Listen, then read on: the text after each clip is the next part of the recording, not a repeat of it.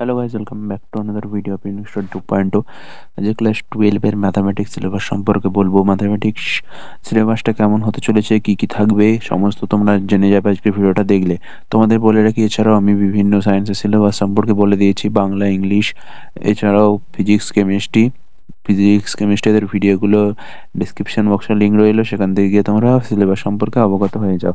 তো কি কি রয়েছে চলো দেখে নাও। এটা হচ্ছে যে সেমিস্টার 3, এটা হচ্ছে ক্লাস 12-এর সেমিস্টার 3, অর্থাৎ পুরোটাই এমসিকিউ প্যাটার্ন। ওকে, পুরোটাই এমসিকিউ প্যাটার্ন। চলো আমি যদি দেখাই, পুরোটাই এমসিকিউ প্যাটার্ন। এখানে মোট থাকবে 40টা মার্কস থাকবে। তো প্রথমেই তোমাদের ইউনিটের মধ্যে থাকবে যেটা হচ্ছে রিলেশন ফাংশন, যেটা তোমরা ক্লাস 11-এ করে এসছো। এখানে একটু বেশি শিখতে হবে। ওখানে বেসিকটা ছিল, এখানটা আরেকটু অ্যাডভান্স লেভেল যেতে হবে আর কি। এইটাই রিলেশন ফাংশনের মধ্যে তোমাদের থাকবে relation and function and inverse trigonometric ফাংশনগুলো থাকবে। এখান থেকে মোট থাকবে 4, 3, অর্থাৎ 7 মার্ক এখান থেকে তোমাদের হয়ে যাবে।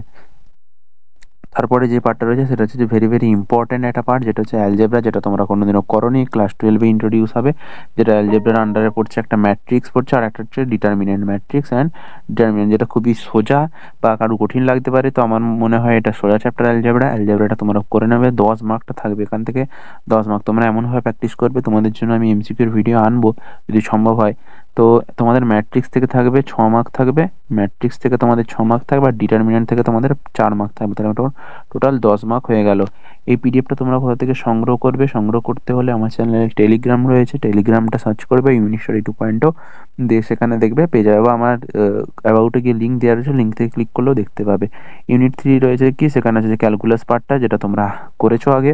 তো ওই ক্যালকুলাস পার্টে, ওই ক্যালকুলাসটা ছিল তোমাদের লিমিট ডেরিভেটিভ। এখানে আর একটু বেশি কন্টিনিউটি অ্যান্ড ডিফারেন্সিয়েবিলিটি এই চ্যাপ্টারটা রয়েছে। আর পাওয়ার অ্যাপ্লিকেশন অফ ডেরিভেটিভ, এবং ডেরিভেটিভের প্রচুর অ্যাপ্লিকেশন রয়েছে।